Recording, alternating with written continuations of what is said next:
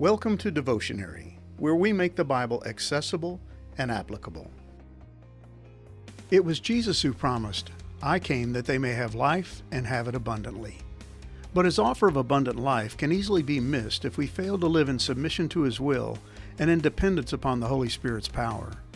The blessings of God can become elusive and seemingly absent when we fail to rely upon him for all our needs. And in Joshua chapter 15, verses 20 through 63, we're going to see that the tribe of Judah, like all the other tribes of Israel, seemed to have a difficult time resting in and relying upon the power of God to accomplish his will. They were to possess the land allotted to them, but to do so they were required to dispossess the pagan nations that were currently occupying the cities and villages in the land. And yet the text tells us that Judah was powerless to possess the land, which begs the question, why? Was the enemy too strong or God too weak? What was the cause behind their failure to possess the land completely? Had God asked too much of them, or were they expecting too little of God? According to this passage, the tribe of Judah received well over 100 cities and their surrounding villages as part of their inheritance and allotment of the land. The large portion awarded to them was due to the size of their tribe, and it covered 4 distinct regions: the Negev in the south, the lowland plains, the mountains or hill country, and the desert. While their territory extended all the way to the Mediterranean Sea, much of this land was occupied by the Philistines, and they would prove to be quite resistant to any attempts by Judah to remove them from the land. The city of Jerusalem was located at the northernmost boundary of their allotment, and it too would continue to harbor a contingent of Canaanite enemies. While Joshua and the armies of Israel had effectively conquered that region, they had failed to capture the city of Jerusalem, so there remained in the land a variety of potential physical and spiritual threats to the tribe of Judah. The book of Judges records that it was not until after the death of Joshua that the tribe of Judah finally captured and occupied the city of Jerusalem. And the men of Judah fought against Jerusalem and captured it, and struck it with the edge of the sword and set the city on fire. And afterward the men of Judah went down to fight against the Canaanites who lived in the hill country, in the Negev, and in the lowland. And Judah went against the Canaanites who lived in Hebron. Now the name of Hebron was formerly Kiriath Arba. And they defeated Sheshai and Ahiman and Talmai. Judges 1, verses 8 through 10. The clans of Judah would continue to wage war against the remaining remnant of the Canaanites in their land.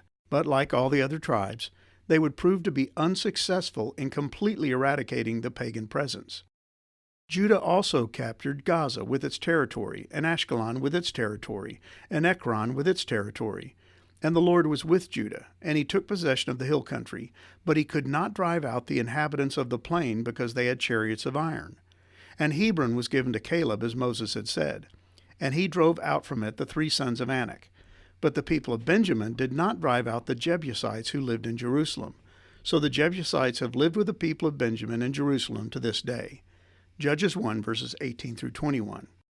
While Judah eventually took possession of the land located along the shore of the Mediterranean Sea, they didn't completely eliminate the Philistines, and the Jebusites, who were the original occupants of Jerusalem, remained in the land, coexisting alongside the people of Benjamin for years to come. And the record of Judah's land allotment ends with an almost toss-away reference to their failure to eliminate the Jebusites. But the Jebusites, the inhabitants of Jerusalem, the people of Judah could not drive out. So the Jebusites dwell with the people of Judah at Jerusalem to this day. Joshua 15, verse 63. Why is this significant? Because it reflects a nagging tendency on the part of the people of Israel that will show up in the record of each of the tribes. In each and every case, the tribes would end up failing to completely cleanse their respective land allotments of any and all pagan people groups. And it's essential that we reflect on the possible cause of their failure.